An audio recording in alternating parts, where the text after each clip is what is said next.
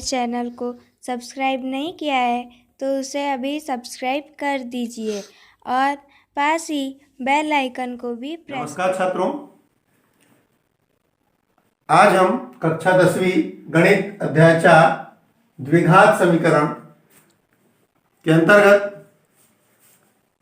प्रश्नावली 4.3 के प्रश्न क्रमांक 2 में प्रयुक्त होने वाले द्विघात समीकरण के सूत्र या इसे हम श्रीधराचार्य सूत्र के नाम से जानते हैं की उत्पत्ति का वीडियो बनाते हैं। आप इसे और से ध्यान से देखिए। तो छात्रों, हम जानते हैं कि कोई द्विघात समीकरण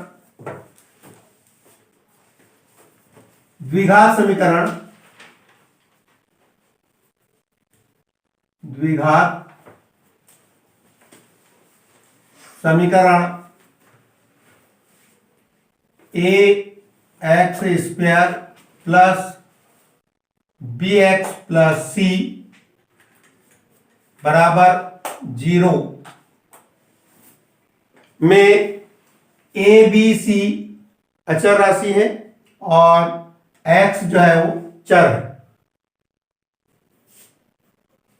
में x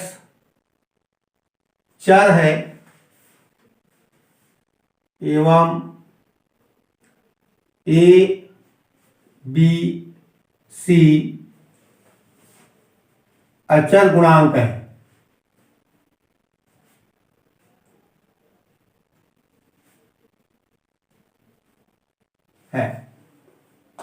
तो इनमें हम श्रीधराचार्य सूत्र इस वर्ग समीकरण या द्विघात समीकरण से हम कैसे प्राप्त करते हैं, इसको बड़े आसानी से अपन समझे।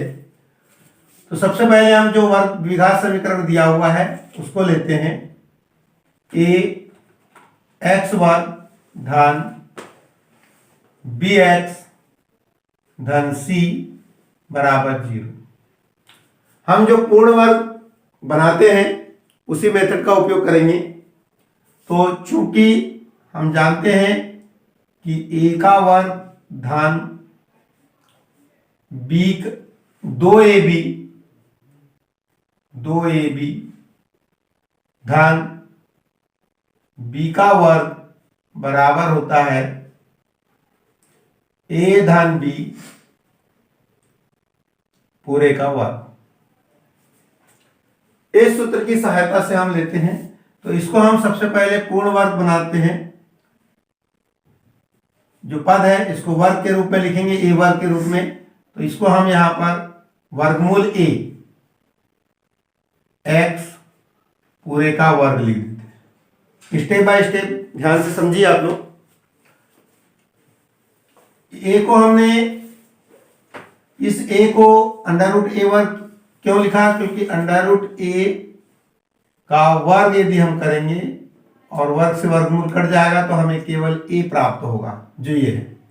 इसलिए हमने a को √a वर्ग लिख दिया। धन 2 रहेगा, 2 गुणित a का मान कितना है? √ax। अब b का मान क्या होना चाहिए? b का मान क्या होना चाहिए कि हमें bx ही प्राप्त हो। तो x तो है ही, तो गुणित b आएगा। और चूंकि ये हटना चाहिए इसलिए इसको बटे में हम 2√a नीचे लिख देते हैं। यदि 2√a कट जाएगा तो केवल हमारे पास bx ही बचेगा। अब विस्तार के अनुसार b² मतलब ये जो b का जो मान है क्या जाएगा?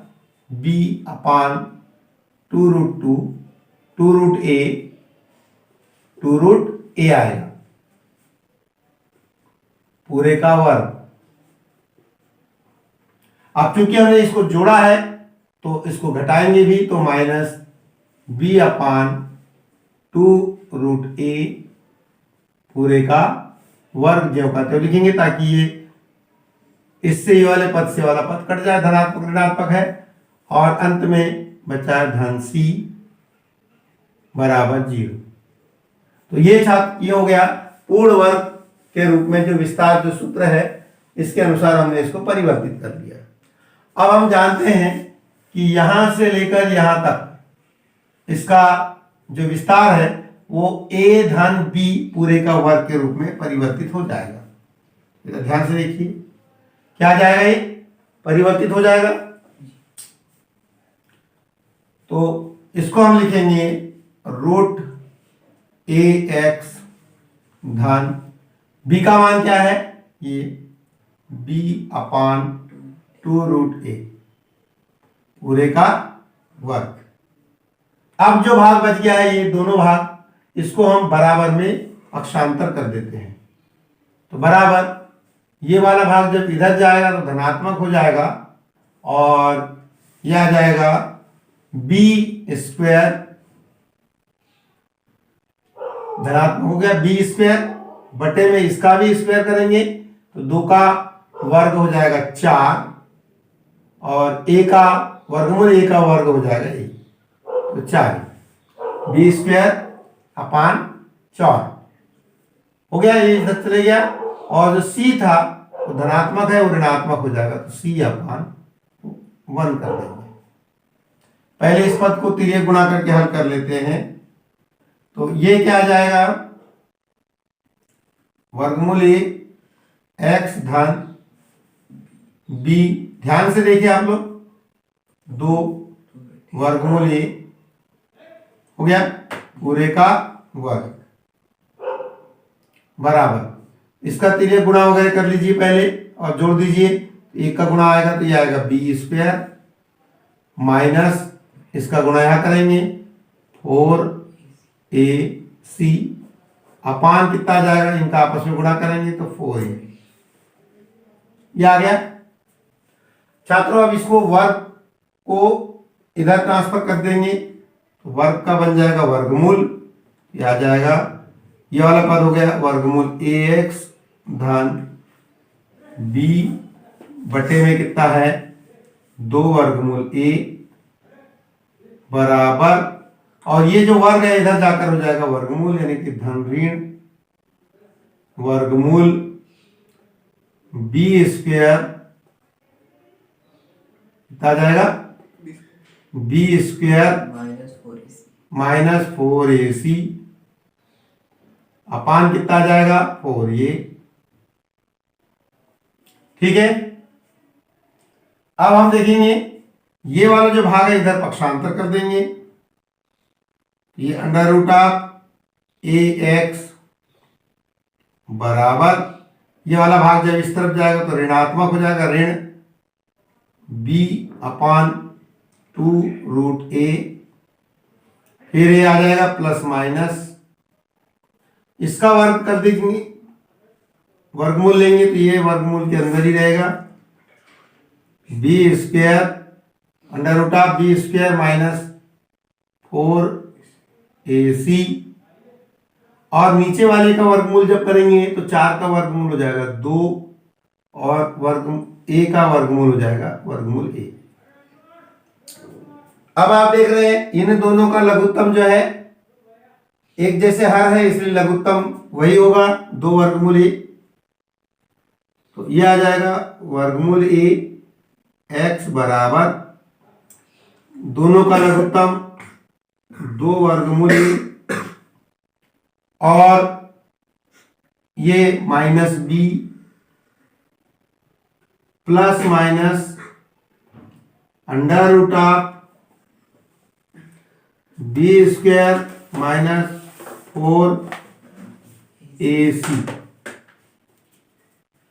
यस, अब जो ये वर्गमूल a है इसको हम नीचे तिर्यक गुणा में ले लेंगे तो क्या आ जाएगा, अब ये वर्गमूल देखो स्टेप बाय स्टेप। सबसे पहले हमने क्या किया कि जो समीकरण दिया था हमारे पास उसको हमने a स्क्वायर धन 2ab धन b स्क्वायर के रूप में परिवर्तित कर लिया। परिवर्तित करने के बाद में ये जो भाग था a plus B whole square के रूप में लिख दिया, यहां तक का जो विस्तार, और ये वाले भाग को हमने ट्रांसफर कर दिया। तो इससे स्टेप बाय स्टेप हमारे पास आ गया अब इसके बाद देखिए कि हमें x का मान ज्ञात करना है, तो ये वर्गमूल ये नीचे आ जाएगा, ये आ जाएगा x बराबर, बीच की लाइन से लेंगे, -b plus minus √ b² minus 4ac, जो पहले से हमें प्राप्त है, अपान कितना आएगा 2√a, और ये √a और ट्रांसफर होके नीचे आएगा, तिर्यक गुणा में आएगा, तो गुणित कितना हो जाएगा √a। तो देखिए √a गुणित √a का गुणा होगा तो कितना आ जाएगा a। देखिए √a गुणित √a यानी कितना हो जाएगा √a का स्क्वायर, और स्क्वायर से रूट जो है वो कैंसिल हो जाएगा तो a आएगा। तो इनका गुणनफल कितना हो जाएगा, अभी ये गुणनफल हो जाएगा -b plus minus √b² minus 4ac upon √a गुणित √a हो जाएगा, यानी कि 2a। तो इस प्रकार छात्रों हमारे पास एक श्रीधराचार्य सूत्र प्राप्त हुआ। सूत्र है x बराबर -b प्लस माइनस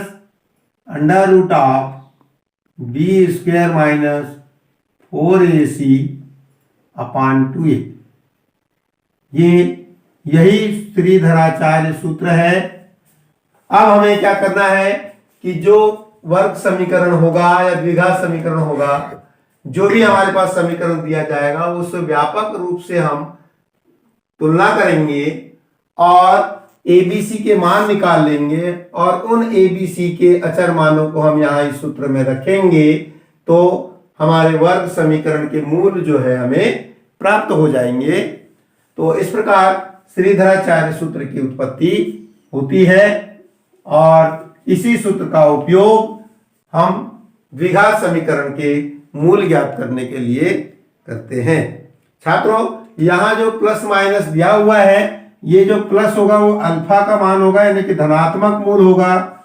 धनात्मक मूल अल्फा बराबर क्या हो जाएगा, अल्फा का मान -b plus √b² minus 4ac अपान 2a। ये मूल धनात्मक मूल अल्फा का मान होता है, और ऋणात्मक मूल बीटा बराबर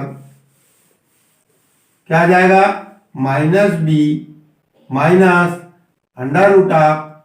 √b² माइनस 4ac अपान 2a।